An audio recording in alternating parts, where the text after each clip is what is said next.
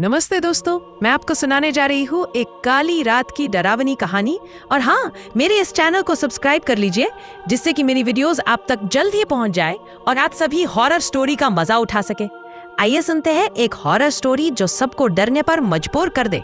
मध्य प्रदेश के गहराते जंगलों के बीच बसा था एक छोटा सा गाँव, बहरई। यह गाँव बाहरी दुनिया से लगभग कटा हुआ था। वहाँ ना तो ढंग की सड़कें थी, ना बिजली और ना ही मोबाइल नेटवर्क। लेकिन उस गांव की सबसे रहस्यमयी बात थी वहां का प्राचीन काली मंदिर। कहते हैं कि वह मंदिर 500 वर्षों से भी पुराना है। गांव वाले बताते थे कि उस मंदिर में मां काली स्वयं प्रकट होती थी, लेकिन रात के समय वहां जाना मना था। अगर कोई गलती से भी वहां चला जाए तो वह कभी लौटकर नहीं आता। गांव की बुजुर्ग महिला दादी कमला अक्सर कहानियां सुनाती थी। रात को मंदिर की घंटी अपने आप बजती है और जब हवा चलती है तो उस मंदिर की दीवारें भी कांप उठती हैं। मां की मूर्ति में जैसे जान आ जाती है। लेकिन अगर कोई अपवित्र आत्मा उस मंदिर के पास भटके तो मां उसे खत्म कर देती है। गांव के लोग मां काली के बहुत भक्त थे, लेकिन डर के कारण कोई रात में पूजा नहीं करता था। मंदिर का दरवाजा सूरज ढलते ही बंद कर दिया जाता था। साल 2023 की गर्मी थी। शहर से आया एक नौजवान अर्जुन अपने दादाजी के गांव बहरई आया था। वह एक फोटो पत्रकार था और उसे प्राचीन मंदिरों की तस्वीरें खींचना बहुत पसंद था। जब उसने गांव के काली मंदिर के बारे में सुना तो उसका उत्साह 7वें आसमान पर था। दादाजी, मैं उस मंदिर की तस्वीरें लेना चाहता हूँ, उसने कहा। नहीं अर्जुन, उस मंदिर से दूर रहो, वो कोई आम मंदिर नहीं है, दादाजी ने सख्ती से मना किया। लेकिन अर्जुन कहाँ मानने वाला था। उसी रात जब सब सो गए, वह अपना कैमरा लेकर मंदिर की ओर निकल पड़ा। जंगल के रास्ते में अजीब सी सरसराहट थी। कभी पेड़ हिलते, कभी कहीं कोई झुंझुनाहट होती और कभी कोई परछाई फुसफुसाती लगती। अर्जुन ने सोचा, ये सब मन का वहम है, मैं तो फोटो खींचकर लौट आऊंगा। मंदिर तक पहुंचते पहुंचते रात के 12 बज चुके थे। अर्जुन जैसे ही मंदिर के अंदर गया, उसे भयानक ठंड का एहसास हुआ। वह पसीने से तरपतर हो गया, लेकिन हवा बर्फ जैसी ठंडी थी।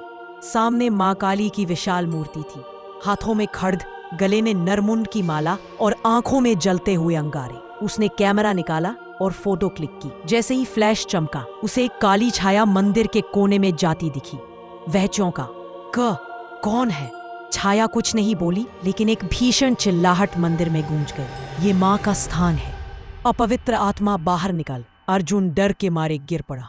तभी मां की मूर्ति की आंखों से लाल रोशनी निकलने लगी। सारा मंदिर हिलने लगा और अर्जुन को लगा मानो उसकी आत्मा शरीर से निकलने वाली है। तभी एक स्त्री की आवाज आई, तू मां का भक्त नहीं, लेकिन मां ने तुझे चुना है, अब तेरा जीवन बदल जाएगा। जब अर्जुन को उस स्त्री की आवाज सुनाई दी, उसने चारों ओर देखा, लेकिन वहां कोई नहीं था। अचानक मंदिर की जमीन फटने लगी और वहां से निकला एक कंकाल, जिसकी आंखों की जगह स्याह धुआं था। कंकाल की छाती में फंसा था एक त्रिशूल और उसकी आवाज आई, मैं हूँ काल भैरव, माँ काली का रक्षक। इस स्थान पर वर्षों पहले एक पिशाच को बांध दिया गया था। वह आजाद होने की कोशिश कर रहा है और तू उसके द्वार पर आया है। अर्जुन डर से कांपने लगा। तभी एक तेज हवा चली और उसका कैमरा जमीन पर गिर गया, फटाक से टूट गया। फिर अंधेरा, गहरा अंधेरा, उसे कुछ दिखाई नहीं दे रहा था। तभी मंदिर की घंटियां जोर से बजने लगी। काले धुएं में से उभरी एक औरत की आकृति। वह वही स्त्री थी जिसकी आवाज पहले सुनाई दी थी। उसका शरीर आधा पारदर्शी था, पर चेहरा शांत था। उसने अर्जुन से कहा, मैं विद्या हूँ, इस मंदिर की एक पुरानी पुजारी। 200 साल पहले जब पिशाच ने गांव पर हमला किया था, मैंने माँ के नाम पर अपने प्राण दिए थे। उसी बलिदान से माँ ने पिशाच को बांधा, लेकिन अब उसका बंधन कमजोर हो रहा है। अर्जुन हिम्मत करके बोला, तो मुझे क्या करना है? विद्या बोली, माँ काली ने तुझे चुना है। केवल एक सच्चा मानव जिसका मन निर्मल हो माँ का आह्वान कर सकता है। तुझे माँ की महाकाली शक्ति को बुलाना होगा, वरना यह पिशाच पूरे गांव को तबाह कर देगा। विद्या ने अर्जुन को काली तंत्र की एक प्राचीन पुस्तक दी, जिसे सिर्फ पवित्र अग्नि के सामने पढ़ा जा सकता था। उसने बताया कि रात के तीसरे पहर में पिशाच सबसे ज्यादा शक्तिशाली होता है। अर्जुन ने गांव लौटकर दादाजी को सब बताया। पहले तो दादाजी ने विश्वास नहीं किया, लेकिन अर्जुन के शरीर पर बने काले निशान देखकर वे कांप उठे। यह निशान तो सिर्फ उन्हीं पर बनते हैं जो मृत्यु के द्वार से लौटे हो। माँ काली तुझे वाकई छू गई है। गांव के कुछ बुजुर्गों ने मिलकर पुरानी धूनी जलाई। मंदिर के बाहर सुरक्षा चक्र बनाए गए और अर्जुन को बीच में बैठाया गया। तंत्र का पाठ शुरू हुआ। ओम क्रीम कालिकाय नमः। हर मंत्र के साथ हवा तेज होती गई, पेड़ झुकने लगे और मंदिर की मूर्ति से लाल ज्योति निकलने लगी। तभी जमीन फट गई और वहां से निकला एक विकराल राक्षस, सिर पर सींग, आंखों से लावा जैसी आग। हा हा हा, मुझे कोई नहीं रोक सकता। इस बार मैं तुम्हारे देवता को भी खा जाऊंगा।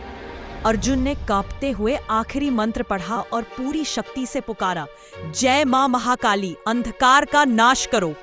तभी एक भीषण बिजली कड़कती है और मंदिर के ऊपर से उतरती है एक तेज नीली ज्योति। उसमें प्रकट होती है मां काली, विकराल, तेजस्वी और भूतों की शत्रु। उनका सिर आकाश को छूता है, हाथों में खड्ग और त्रिशूल। उन्होंने पिशाच की ओर देखा और गूंजती हुई आवाज आई, अधर्म के पुत्र, आज तेरा अंत होगा। पिशाच चीखा, मैं अमर हूं, मुझे कोई नहीं मार सकता। मां ने हंसते हुए त्रिशूल उठाया और एक ही वार में उसकी छाती चीर दी।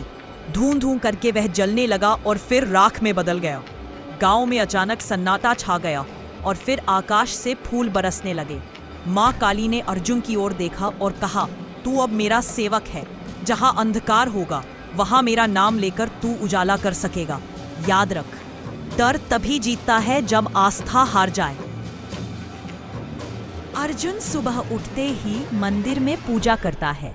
गांव में अब कोई डर नहीं बचा। रात को भी मंदिर खुला रहता है। विद्या की आत्मा अब मुक्त हो चुकी थी। हर किसी को मां काली की उपस्थिति का एहसास होता है। अर्जुन अब गांव में ही बस गया है। वह एक साधारण फोटोग्राफर नहीं, बल्कि काली मां का सेवक बन गया है। जहां कहीं कोई भूत, पिशाच या अंधकार होता है, अर्जुन वहां जाता है और मां का नाम लेकर सब कुछ शांत करता है। गांव में आज भी जब बिजली चली जाती है और कोई बच्चा डर के मारे कांपता है, तो उसे सिखाया जाता है, डर मत, मां काली सब देख रही है।